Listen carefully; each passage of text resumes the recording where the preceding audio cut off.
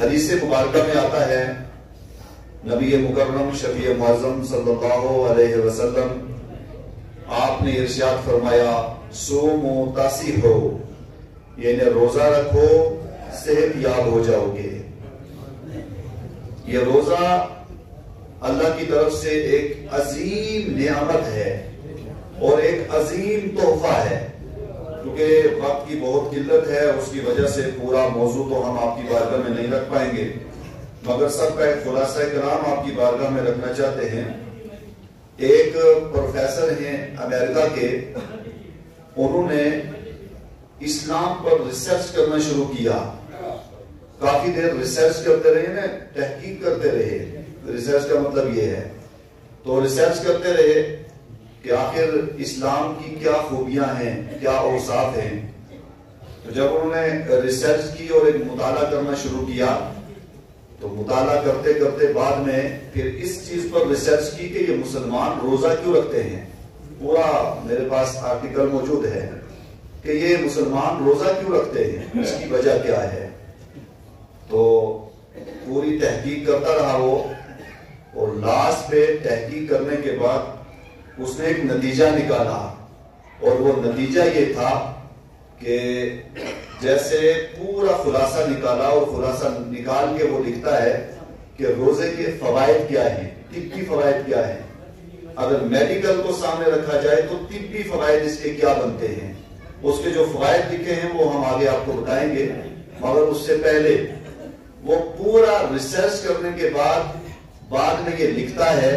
کہ روئے زمین پر ایک ہی مذہب ہے، اس مذہب کا نام مذہب اسلام ہے۔ مذہب اسلام نے مسلمانوں کو جو تحفہ عطا کیا ہے، جو مسلمانوں کو عظیم نعمت عطا فرمائی ہے، اس نعمت کا عالم یہ ہے کہ وہ آگے لکھتا ہے کہ اگر ایک شخص کینسر سے بچنا چاہتا ہے، وہ روزہ رکھنا شروع کر لے، وہ کینسر سے محفوظ رہے گا۔ وہ جو ہے اس کے بعد آگے لکھتا ہے کہ اگر ایک شخص، اس کو معدے کی پرابلم ہے، اس کو ذہن کی پرابلم ہے، اس کو دماغ کی پرابلم ہے، اس کو خون کی پرابلم ہے، غرض یہ کہ روئے زمین پر جتنی بھی بڑی بڑی بیماریاں پائی جاتی ہیں، ان ساری بیماریوں کا علاج ڈاکٹروں کے پاس کچھ دیر کے لیے رہتا ہے۔ وہ تھوڑی دیر دوائی کھاتا ہے، اور دعا جب تک اثر کرتی ہے تب تک وہ ٹھیک رہتا ہے۔ جب دعا کا اثر ختم ہو جاتا ہے تو وہ بیماری واپس آ جاتی ہے، تھوڑی دیر انسان ٹھیک رہتا ہے، بعد میں بیمار ہو جاتا ہے۔ لیکن مذہب اسلام نے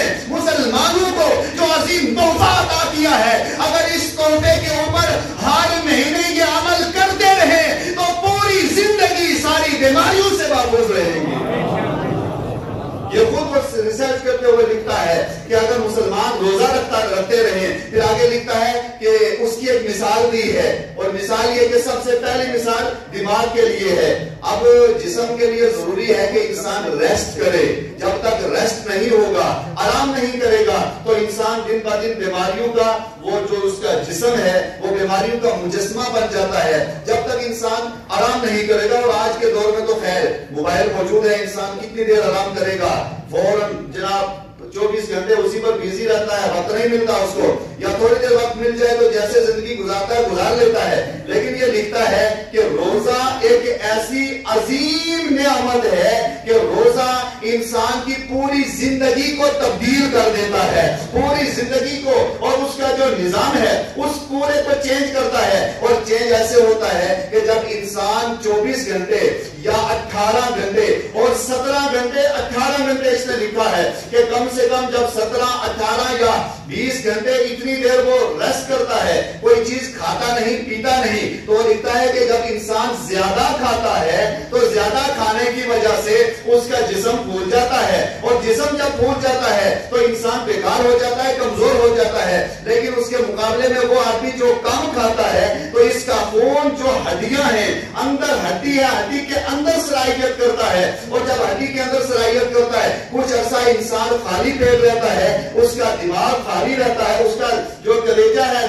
جو معدہ ہے، یہ معدہ جب خالی رہتا ہے تو خالی معدہ انسان کے پورے جسم کے اندر آسانی کے ساتھ خون کو سرکولیٹ کر سکتا ہے، آسانی کے ساتھ اس کا خون چلتا رہتا ہے، روا رہتا ہے، اور جب خون انسان کے جسم کے اندر چلتا ہے، ہڈیوں تک پہنچتا ہے، تو پھر اس کی برکت سے اس کا جسم بالکل صحیح رہتا ہے، سالم رہتا ہے۔ تو غرض یہ کہ اس سب کا ایک نتیجہ یہ کہ روزہ ایک ایسی عظیم نعمت ہے جو آپ کے معدے کو بھی صحیح کرتا ہے، آپ کے دماغ کو بھی صحیح کرتا ہے، آپ کی آنکھوں کو بھی صحیح کرتا ہے، آپ کی طاقت کو بھی صحیح کرتا ہے، اور اس کے ساتھ ساتھ یہ جتنی بیماریاں پیدا ہونے والی ہیں، جب انسان زیادہ کھاتا ہے تو پھر بیماریاں گھر کر لیتی ہیں، کیونکہ ابھی کھایا پھر کھایا پھر کھایا، تو جناب اس معدے کو بھی تھوڑا ٹائم تو آپ ہضمہ کرنے کے لیے آپ نے ٹائم تو دیا ہی نہیں ہے، آپ برابر کھا رہے ہیں، اور جو انسان زیادہ کھانا شروع کرتا ہے تو ظاہر سی بات ہے اس کو سب سے پہلے اس کے اوپر فالج کا اٹیک ہوتا ہے، یہ لکھتا ہے فالج کا اٹیک ہوتا ہے، پھر ڈپریشن ہوتی ہے، پھر یہ باقی چیزیں اس کے اوپر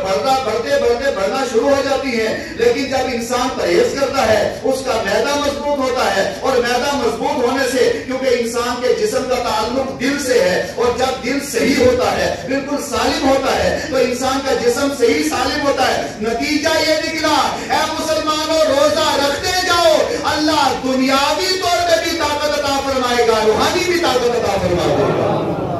یہ ایک جملہ ہے نبی پاک کا، قربان جائے ہمارے آقا پر، سبحان اللہ۔ ہمارے پیغمبر جو پیغمبر اللہ نے ہمیں دیے، قربان جائے ان کی ذات پر، مصطفیٰ نے 1500 سال پہلے صرف ایک جملہ کہا تھا، صوموا تصیحوا، روزہ رکھو صحت یاب ہو جاؤ، صحت یاب ہو جاؤ گے۔ اور آج یہ سارے لوگ اس پر ریسرچ کرتے ہیں، اور ریسرچ کرنے کے بعد یہی نتیجہ نکالتے ہیں کہ اگر ان ساری چیزوں سے آپ دور رہنا چاہتے ہو، یعنی دوائیوں سے بچنا چاہتے ہو، بیماریوں سے بچنا چاہتے ہو، ان ساری چیزوں سے لاعلاج چیزوں سے بچنا چاہتے ہو، روزہ رکھنا شروع کر لو۔ روزے کی برکت سے اللہ تعالیٰ سب سے آپ کو محفوظ فرما دے گا۔